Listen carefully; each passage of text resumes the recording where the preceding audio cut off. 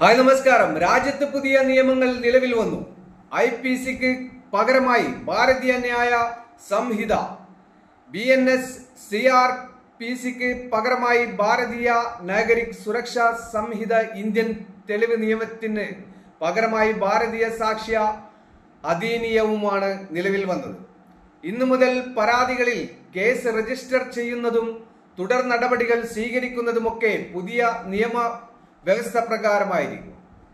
കുറ്റവും ശിക്ഷയും നിർവചിക്കുന്ന IPCയിൽ 511 വകുപ്പുകൾ ഉണ്ടായിരുന്നപ്പോൾ BNSൽ വകുപ്പുകൾ 358 ഭരണഘടനയിൽ IPC എന്ന് രേഖപ്പെടുത്തിയതിലും ഭേദഗതി വേണ്ടിവരും. പുതിയ നിയമത്തിൽ ശ്രദ്ധേയമായ 20ഓളം മാറ്റങ്ങളാണുള്ളത്. വേഗത്തിലുള്ള നീതി ഉറപ്പാക്കാനും കുറ്റകൃത്യങ്ങളുടെ സമകാലിക രൂപങ്ങളുമായി പൊരുത്തപ്പെടാനും ഈ മാറ്റങ്ങൾ ലക്ഷ്യമിടുന്നതായി സർക്കാർ വ്യക്തമാക്കി.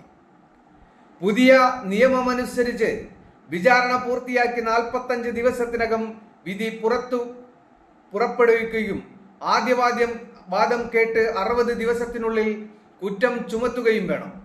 അധികാര പരിധി പരിഗണിക്കാതെ തന്നെ ഏത് പോലീസ് സ്റ്റേഷനിലും 0 FIR ഫയൽ ചെയ്യാനും പോലീസ് പരാതികളുടെ ഓൺലൈൻ രജിസ്ട്രേഷൻ, സമൻസ്, ഇലക്ട്രോണിക്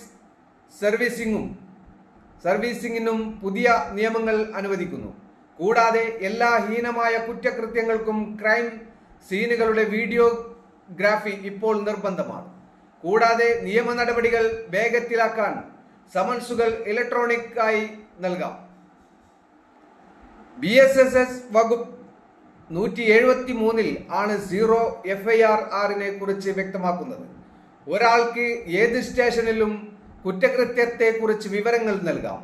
പോലീസിന് കേസെടുക്കാൻ പറ്റുന്ന കുറ്റമാണെങ്കിൽ സ്റ്റേഷൻ പരിധിയിൽ അല്ലെന്നതിന്റെ പേരിൽ കേസെടുക്കാതിരിക്കാൻ ആവില്ല. പരിധിക്ക് പുറത്തുള്ള സംഭവമാണെങ്കിൽ 0 FIR രജിസ്റ്റർ ചെയ്ത് ബന്ധപ്പെട്ട സ്റ്റേഷനിലേക്ക് കൈമാറണം. ബലാത്സംഗം പോലെയുള്ള കേസിലാണ് വിവരം ലഭിക്കുന്നതെങ്കിൽ പ്രാഥമിക അന്വേഷണവും നടത്തണം. സ്ത്രീകൾ, കുട്ടികൾ എതിരായ കുറ്റകൃത്യങ്ങളിൽ പുതിയ അന്യായം കൂട്ടിച്ചേർത്തു.